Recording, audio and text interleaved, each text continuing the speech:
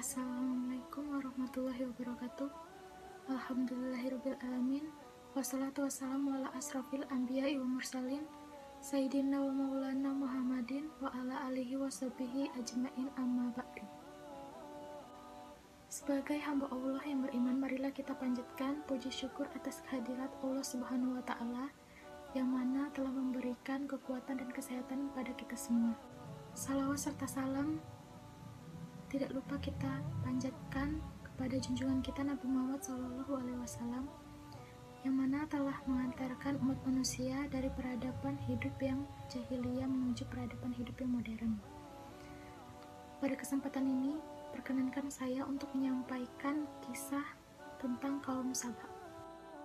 Saba adalah suatu kabilah yang terkenal di negeri Yaman. Nama lengkap Saba adalah Saba bin Ya'jub bin Ya'rub bin Hotan. Tempat tinggal mereka terletak di suatu daerah yang disebut Ma'rib.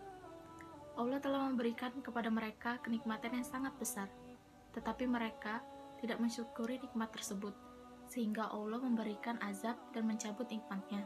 Itu adalah balasan yang setimpal untuk orang-orang yang sangat kafir. Dalam hadis Warwal bin Sa'id, Rasulullah SAW pernah ditanya oleh seorang laki-laki, "Ya Rasulullah, kabarkanlah kepadaku tentang Saba. Apakah Saba itu?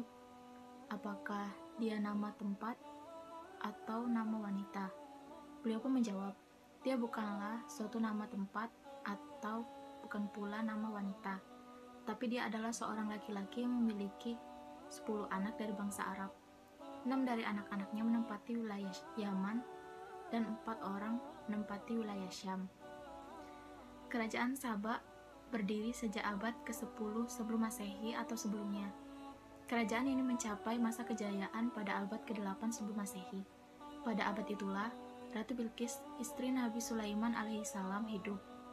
Perlu diketahui bahwa Ratu Bilqis termasuk keturunan Saba dan pernah memimpin kerajaan Saba. Pada abad itulah pula dibangun bendungan raksasa yang sangat menghebohkan dunia. Kerajaan ini memiliki wilayah kekuasaan yang sangat luas, yaitu meliputi Jazirah Arab, bagian selatan, Laut Merah, Eritrea, dan Ethiopia Timur di benua Afrika. Kerajaan ini berpusat di Ma'rib, suatu daerah Yaman yang berjarak 170 km dari San'a. Ibu kota Yaman saat ini mengalami kehancuran pada tahun 550 sebelum Masehi. Kehebatan yang dimiliki kaum Saba juga terkenal dengan kekuatan bala tentaranya, sehingga dapat mengalahkan banyak kerajaan lain di sekitarnya. Pada abad tahun 24 sebelum Masehi, tentara kerajaan Saba berhasil menaklukkan tentara Marcus Aurelius Gallus dari kerajaan Romawi, yang mana pada saat itu dunia mengenalnya dengan kekuatan bala tentara yang tidak ada tandingannya. Kemakmuran kaum Saba terkenal dengan hasil alamnya, sehingga banyak orang yang berhijrah dan berdagang ke sana. Dengan demikian, kerajaan ini bisa menjadi kerajaan yang sangat kaya dan makmur pada saat itu. Allah mengabadikan keadaan mereka di dalam Al-Quran.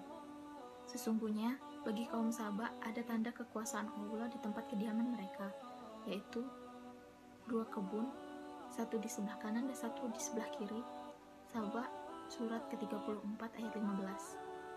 2 kebun itu sangat luas dan terletak di hamparan lembah antara 2 gunung di Ma'rib. Tanahnya sangat subur dan menghasilkan berbagai macam tanaman dan buah-buahan. Lembah itu menjadi subur karena adanya bendungan yang bisa menampung air yang sangat banyak. Bendungan itu terkenal dengan nama Bendungan Ma'rib atau Bendungan Arim. Bendungan itu berukuran panjang 620 meter, lebar 60, dan tinggi 16 meter. Bendungan yang sangat menakjubkan itu didirikan pada abad ke-7 atau ke-8 sebelum Masehi. Disebutkan di beberapa catatan sejarah bahwa yang membangunnya adalah Raja Saba bin Ya'jub. Dengan adanya bendungan itu, kaum Saba tidak perlu merasa takut akan persediaan air dan mereka dapat memanfaatkannya untuk pengairan atau irigasi kebun-kebun mereka. Ini adalah nikmat yang sangat besar yang diberikan oleh Allah Subhanahu wa Ta'ala.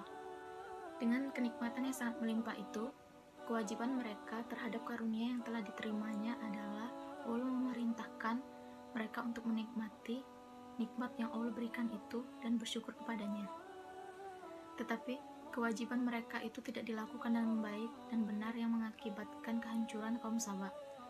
Sebelum Ratu Bilqis masuk Islam, kaum Saba menyembah matahari dan bintang-bintang. Setelah beliau memeluk Islam, maka kaumnya pun mengikutinya sampai kurun waktu tertentu.